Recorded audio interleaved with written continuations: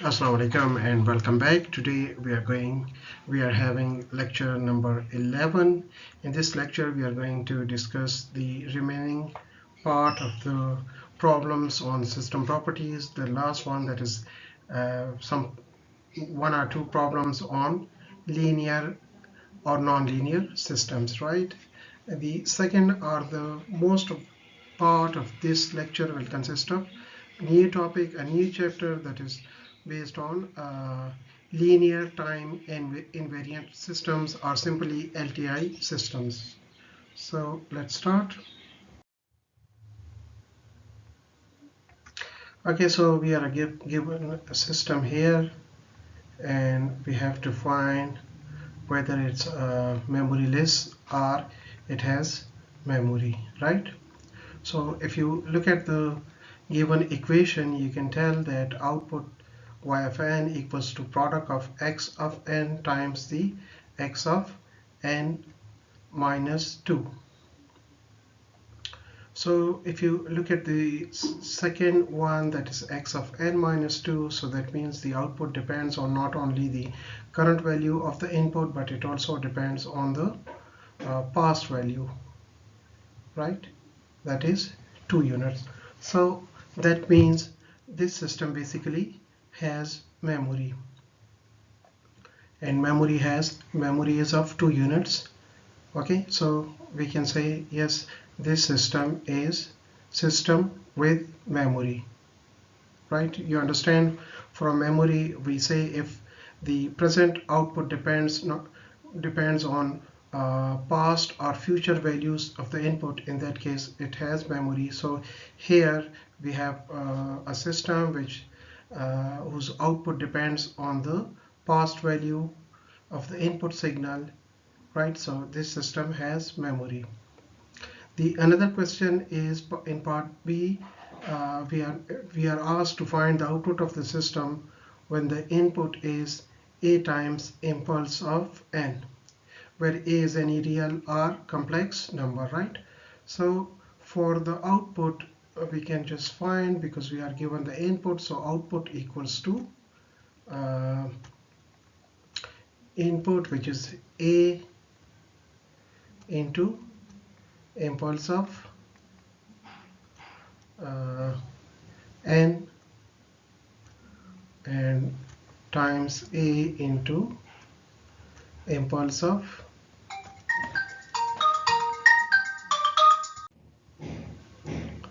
so this is n minus 2, right? You understand, we are given the input output relationship, there's one, and then we are asked to find the output when input is impulse. So if you look at the equation, you know the definition of the impulse.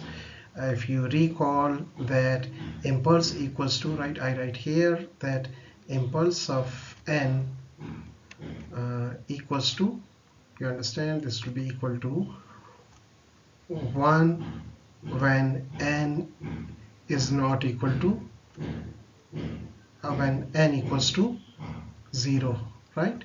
And it has a value of, I hope you understand this description, so it is equal to 0 when n is not equal to 0, right? So this is the definition of the impulse.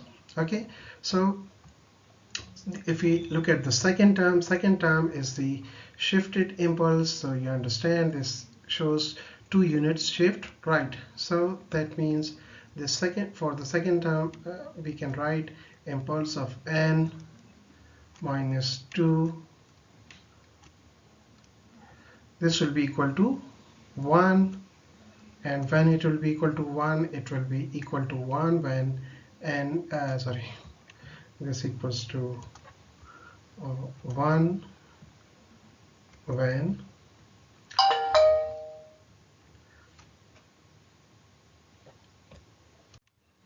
so for this shifted case, impulse of n minus 2, this will be equal to 1 when n equals to 2 and 0 otherwise. Okay, so you understand, because this is the shifted impulse, so it will have value 1. In general, we say an impulse has value 1 only when its argument is 0. So when this is 0, it will be 1. So when is this 0? It is 0 when n equals to 2, right? So n equals to 2, 2 minus 2, 0. So this will be 1. So we have two impulses here. One impulse is the original one, and this one is the shifted one, right? So for any value of n, this will be equal to y of n equals to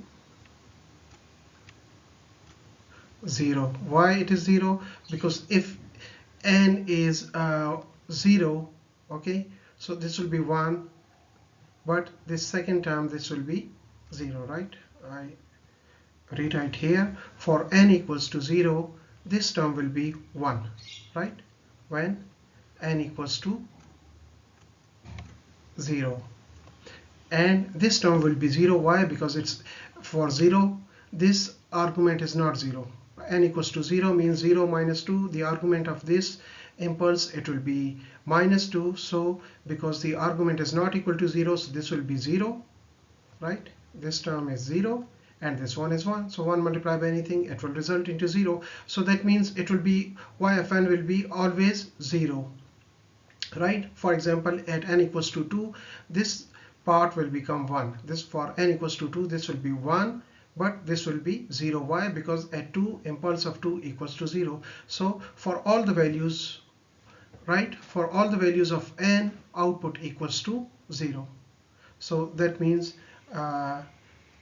in second part we get 0. Okay, and the first part, no, the system has memories. System, should I write like this, has memory. Okay, the first part is you understand why it has memory. The second part is the output is 0 for any value of n. Is the system invertible? So of course it is not invertible. Why? Because for the system to be invertible, the distinct input should produce distinct output. But in this case, for any value, right, of the signal, right, it will be 0, whether this is equal to whatever value, but output is 0, right? So when output is 0, that means it produces 0 for any value. Okay, so that means it is not invertible, because for if input is 0, this is 0 in, right? When input is 0, for example, x of n equals to 0, y of n equals to 0. Okay, but if x of n is not equal to 0, still this produces 0. So that means although the inputs are distinct, but the output are same. So this system is not an invertible system. Okay, the second question is for this part, and it says this is the input output relationship. Is the system causal? So you need to check what is the system doing here. System is basically doing the transformation on the independent variable, right? So input is x of 2, x of t, the output is x sine of t, right? So that means here the system is performing operation on the independent variable. Whatever the x is, the independent variable of x is replaced by sine of t, right? So the first condition I check for you. For the second one, you can do by yourself. So if t equals to, right, so if for t equals to, for example, minus pi, right, so y of minus pi, okay, equals to x of sine of minus pi, this is equal to 0, x of 0, right? Or for y is pi, right, in that case again x is 0. So that means the system is not causal, right? So because if we take the negative as past, so the past value depends on future value of the input. So that means the given system is not causal. So it is non-causal system, right?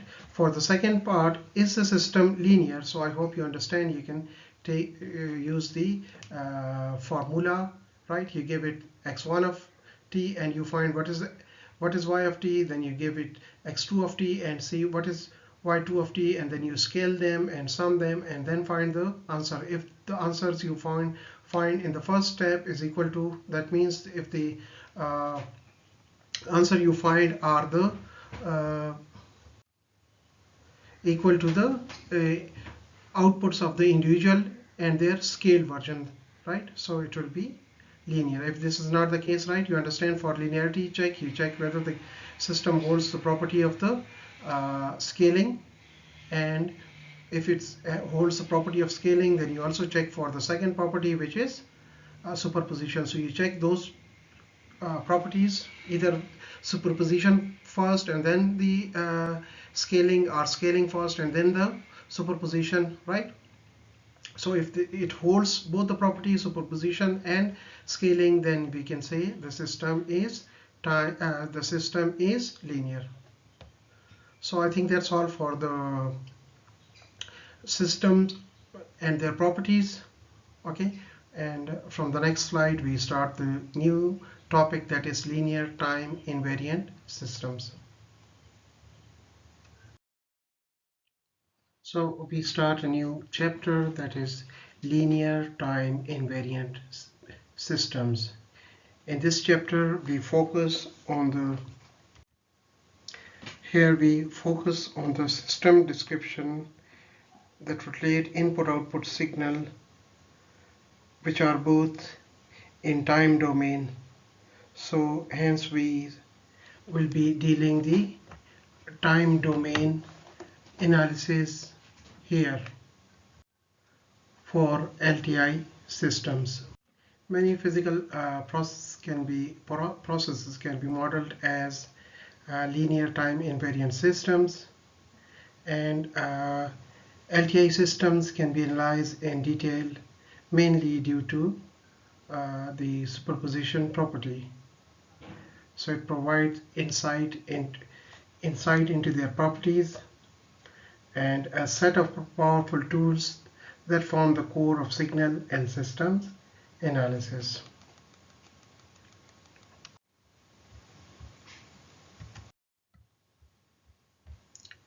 The representation of discrete time signals in terms of impulses. So we can represent any discrete time signal in terms of scaled and shifted impulses, as will be demonstrated mathematically here. As we have discussed the sampling property while dealing with the elementary signals, which I reproduce here again for understanding purposes, and we said x of n into impulse of n equals to x of 0 into impulse of n, or in general we can say x of n multiplied by impulse of n minus n naught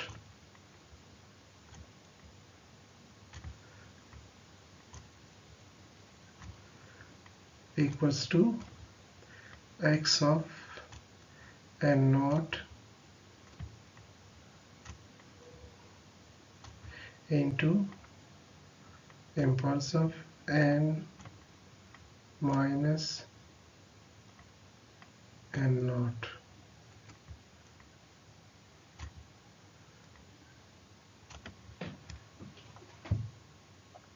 So the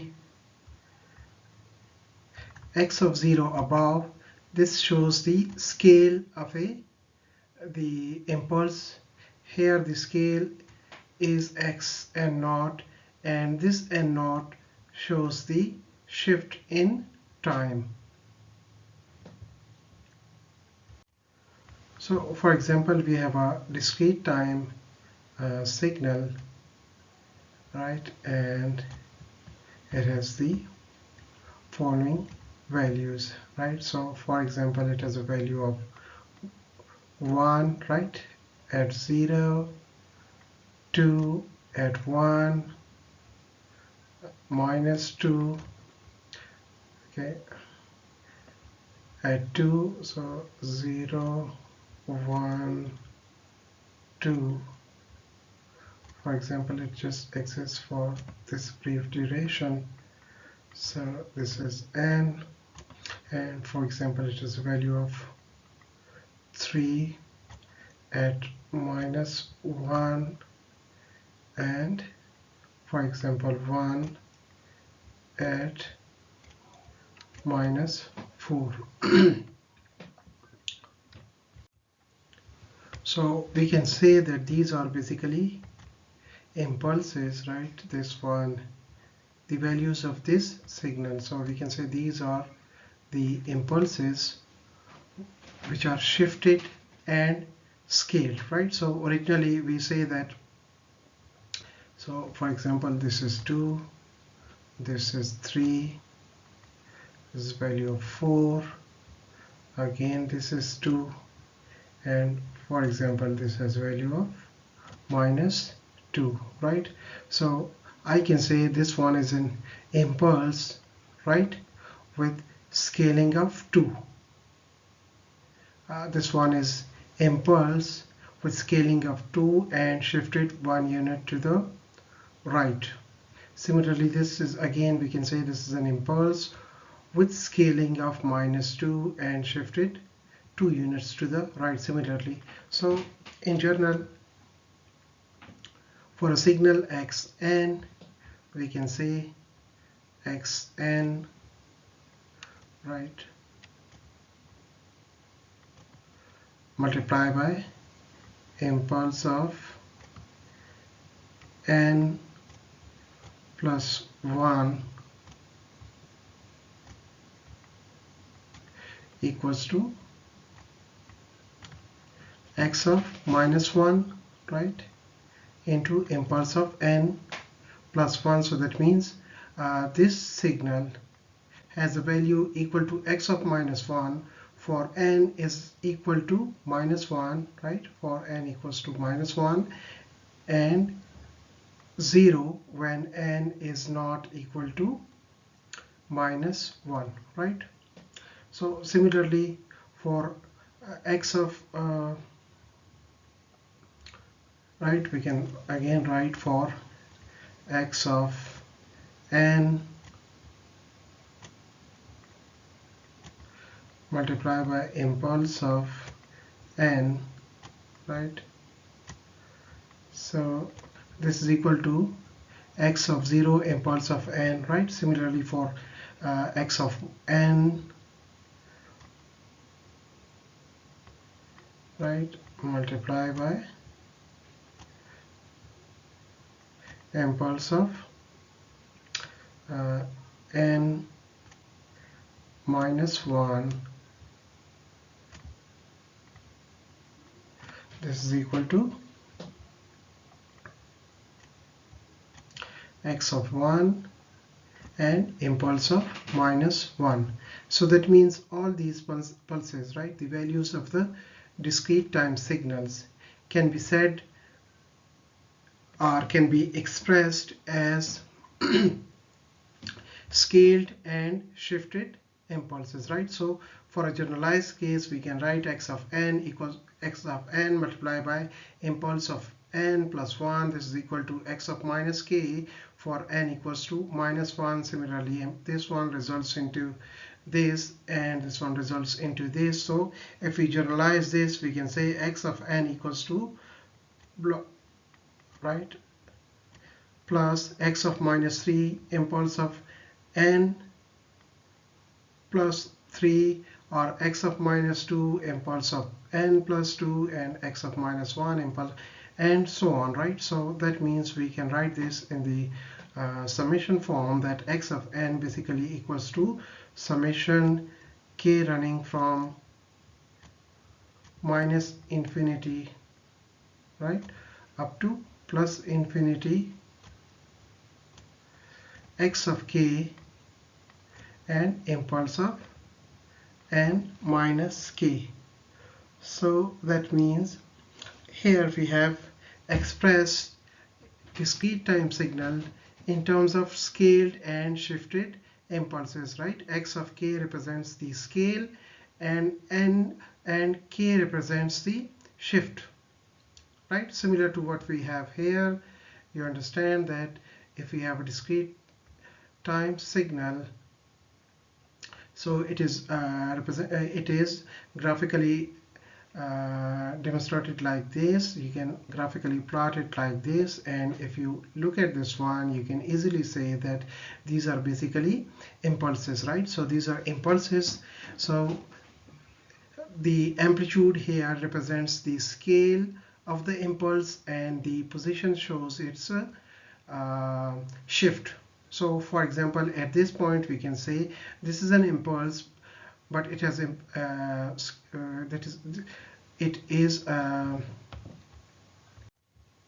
scaled by a factor of 2, right? Similarly, this is again, so we can say this is a shifted impulse. How many units shift? 1 unit shift. Which side?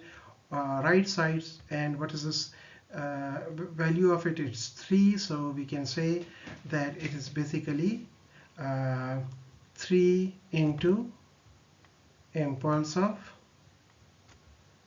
n minus 1, right? So we can say these all are basically impulses, right? And the amplitude shows, like this one, it shows its scale, whereas its position shows its shift, right? So if it is 0, that means like this one, so it means it's impulse at the origin with the shift of 0 units and scaling factor of 2.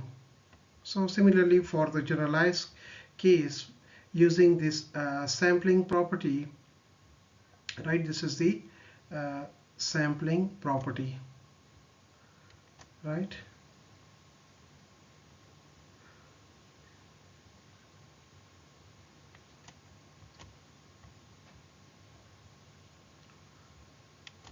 We can write as we have discussed earlier, right, like this for the discrete time case.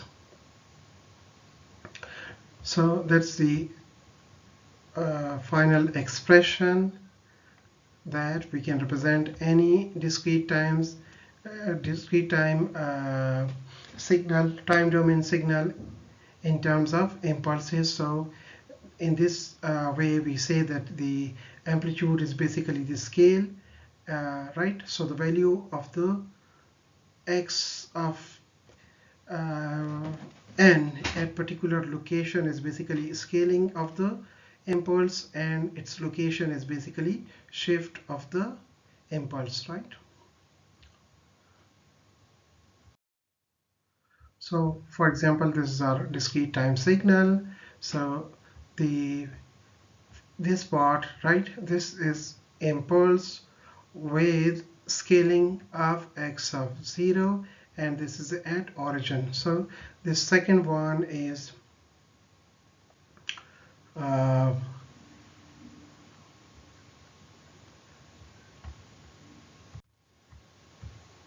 right, so this one is this one. Similarly, for this one, we can say this is this one. So x of minus 2 is basically scale, and impulse of n plus 2 is its position, right? So similarly, for the minus 1 case, this is minus 1, right? So we can say this one. Similarly, for the plus 1, we can say that this is basically equal to x of 1 into impulse of n minus 1, right? So this is n minus 2 and so on. So this for this case, right? So in general, we can represent any discrete time signal in terms of scaled and shifted impulses. The amplitude of the signal, like this one, it shows its scale, whereas its shift is its position is represented by shift. For example, this one here, this is the scale factor, right? So this is x of -2, this is scale, and +2 here represents the position, right? So we can represent. I think we can discuss if you have any problem.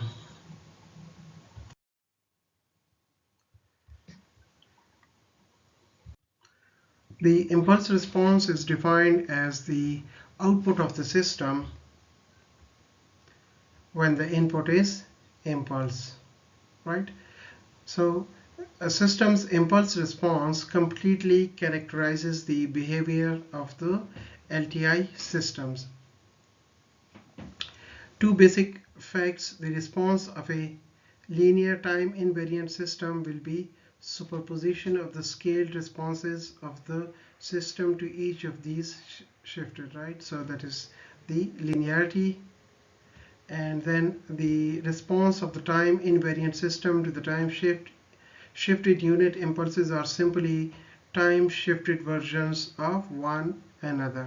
So these are the two properties based on which this whole analysis depends. The first property is the linearity of the system, that system must be linear. In order for these analyses to be valid, the systems must be linear, and the second condition, it must also be time invariant.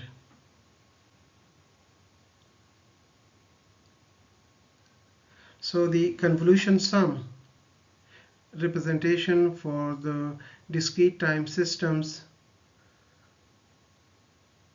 results from these putting these two basic facts together.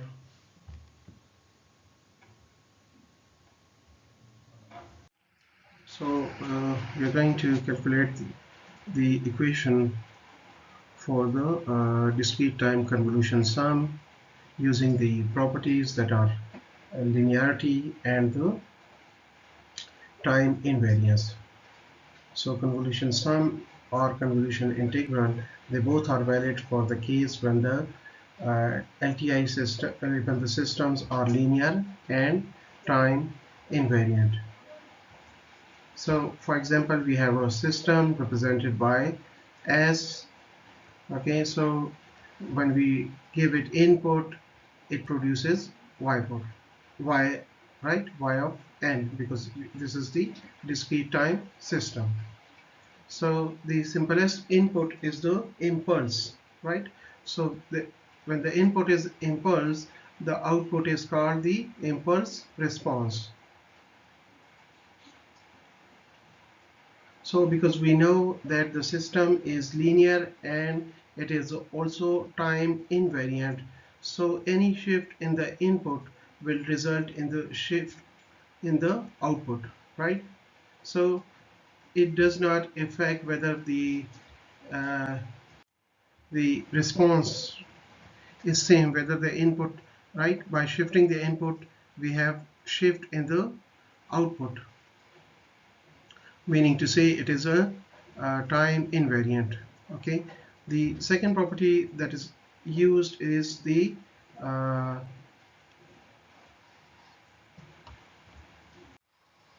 scaling property. That is, if input is scaled, right, so the output must also be scaled by the same version, right? So that means h of k basically represents the x of k basically represents the scaling. Okay, we give it impulse, the output is h of n.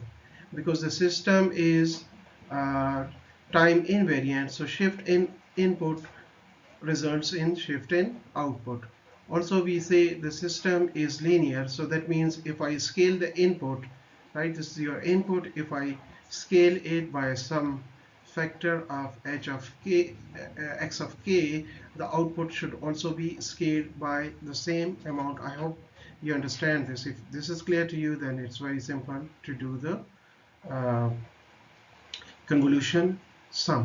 Okay, so these are the steps that are used for finding the convolution equation. Okay, so that means here we have scaled the input, so output should also be scaled by the same amount. And why it should be scaled by the same amount? Because the system is linear. Okay, then we use the superposition. The superposition is that if the input is, right, you have done this for the uh, linear system, so you understand that x1 of n, right, plus x2 of n, that means this is the superposition property, x2 of n, it will produce y of n such that y of n equals to y1 of n, right? This is equal to y1 of n plus y2 of n. Hope you understand that we have done this in detail while we were doing the uh, linearity property of the system. So if input is, right, originally you know that your input is impulse, right? So if you look at this one, this impulse is shifted version, right? So if shift in input produces shift in output, right? But they are same, right? Because if the system is time invariant, that means the uh, system has behavior that is independent of time. That means if you give it now something, it produces some output. If the same thing is given 2 days later, it will produce the same output. Why? Because the system is not time varying, right? So that means the shift in input produces the same shifted output. Okay, and uh, this is the scaling. Hope you understand. So if input is scaled, output is also scaled by the same amount, right? So if input is summation, then output is also the summation, right? That this thing we have done while doing the linearity property, right? So because uh, uh, so just recently you have done this, right? That we can represent any discrete time signal in terms of scaled and shifted impulses. So this is your x of n. Basically this is your x of n, and we have done derivation for this one, that any discrete time signal can be represented as scaled and shifted impulses. So x of n equals to this, and this is your y of n, right? So this is the equation of the discrete time convolution sum. So more formally, we can write y of n equals to x of n, right? And this symbol is for convolution. This is steric symbol, and this is for convolution, right? This represents the convolution symbol.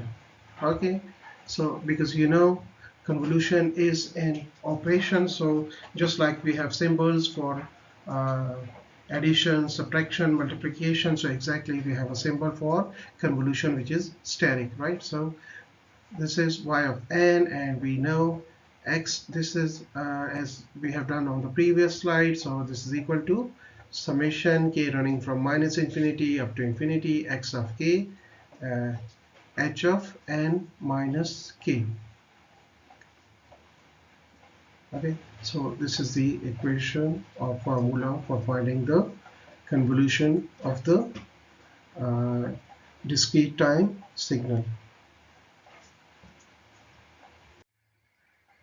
So let's do some numerical problem on how to use this convolution equation to find the output, right? So we are given the input and output relationship. This is a LTI system model representing a two-path communication channel, right? So this is a two-path communication channels input output relationship, right? So for example, you transmit a signal x of n and it follows two paths. One is the direct path, right? This directly goes to the receiver, okay? And this signal goes to some, say there's a hill or there's a tall building, so the signal goes, although you have transmitted signal x of n, but when you send it, it goes, one is direct path and this one goes, for example, after reflection through the building, okay? So when the signal is reflected, so it receive and we will receive the delayed version of this signal, right? So this is basically the delayed version of the original signal. So you receive two signal, one direct signal and one its delayed version, and delayed version is also accompanied by scaling in amplitude. That is, the delayed version received will have smaller amplitude, right? So this is the equation for two-path communication channel. Now we have the inputs as defined here. So based on this input and this equation, we need to find the output of the system, okay? So to using the convolution sum, we need two things. One is the input signal and one is the response of the system.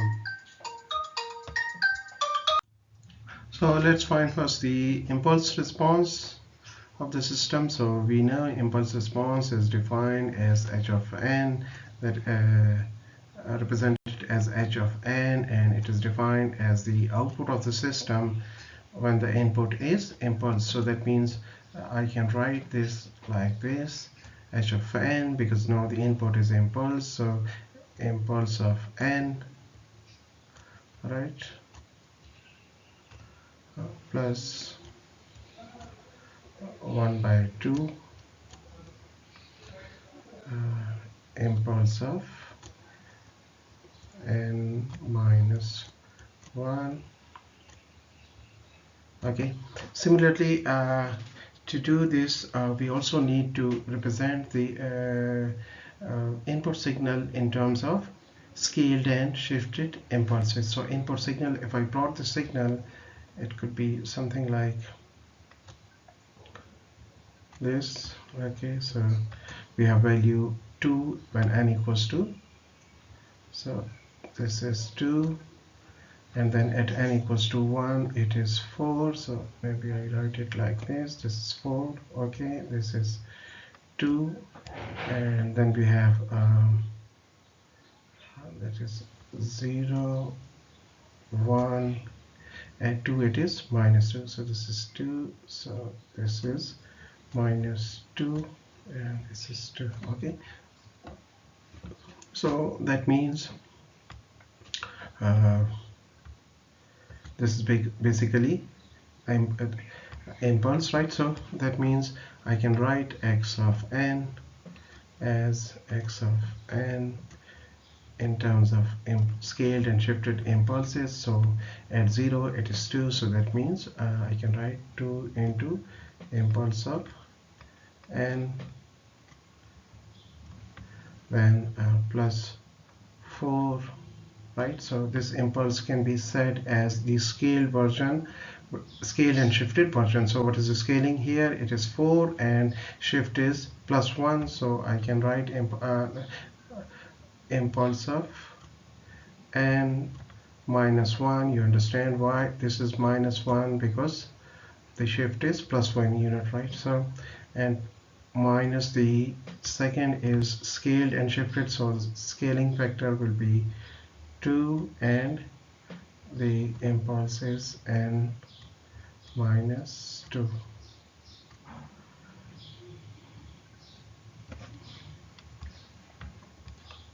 So using the equation, okay, so if I expand it, it will be something like, So the signal exists only for x of 0, x of 1 and x of 2. So the other values for the signal are 0, hence the product is also 0. So we are left with just x of 0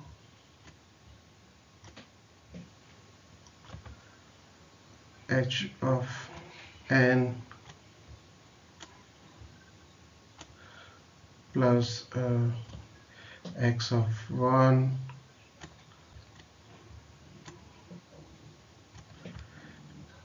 h of n minus 1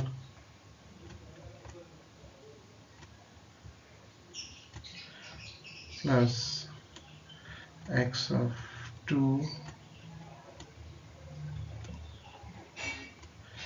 h of n minus 2, right? So I hope you can decode my writing. Okay, so what's the value of the x of 0? So we know x of 0 equals to 2, right? X of 1 equals to 4 and x of 2 equals to minus 2, right? So these are the non-zero values. For all other values x is 0, so hence the product will also be 0. So that's the expression. Now to find the value of h of sorry, not h of y of, so y of 0 will be 0 because all these products results into all these product of sum results into 0. So when this is your y of n, right? Y of n. Okay, so by putting 0 we find that okay, or let me just do it quickly. So y of 0, okay, 0 means I'm putting 0 here, so that means h of 0, x of 0 into h of 0, x of 1 into 0 minus 1, h of minus 1 and h of minus 2. So you understand that x of 0 is not 0 but h of 0 is 0.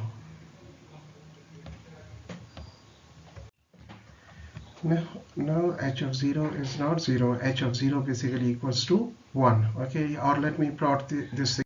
Let me plot the response signal also, so it will be easy to tell.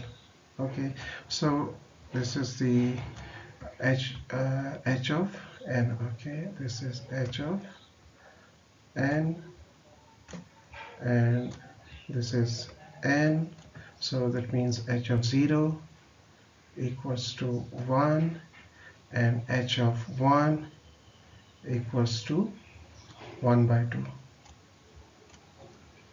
Okay, so that means for a 0, y of 0 we have h of, okay, I write the values here. Okay, so when h is 0, n is 0, so x is already 0, right? So x of 0 equals to 2, h of 0 equals to 1 plus.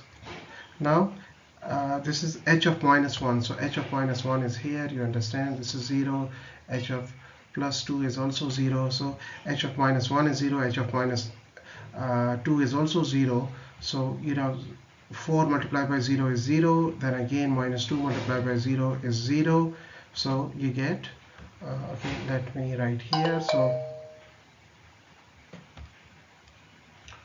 we just mentioned here y of n and this is equals to,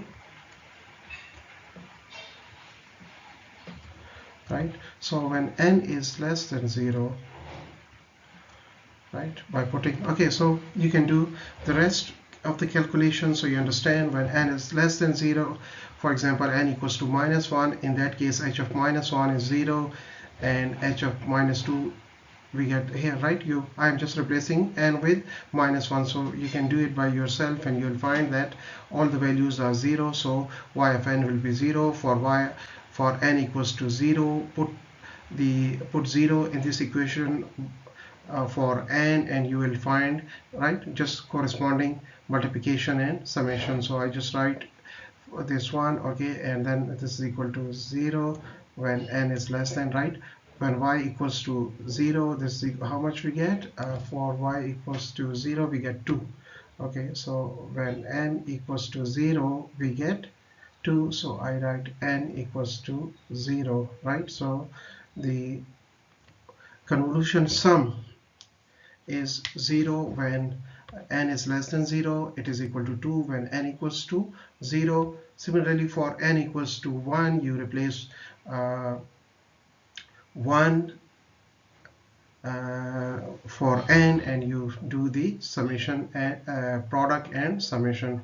So I just write one more value for you, that is for n equals to 1, okay, it will be 5. N equals to 1, so y of n will be equal to 5. Okay, so that's your homework, and in the live session I'll ask you what answer you get for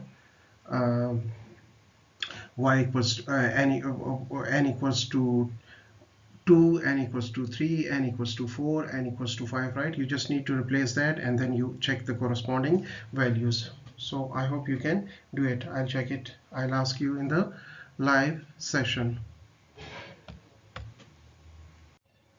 So that's all for this lecture. In this lecture we have just introduced the LTI systems, and then we just did one problem using the formula method for finding the convolution sum, right? So the convolution sum is valid for discrete time, linear time invariant systems, okay, because here we assume the system is linear and time invariant, okay. So we find the impulse response, which is the output of the system when the input is impulse, okay. Then we shift the impulse so that the response is also shifted and we get the same response, okay. So that means the system is time invariant, because if time is varying, then if we shift the input, the response will shift, but it will be different. But in case of time invariant, you get the same response, okay.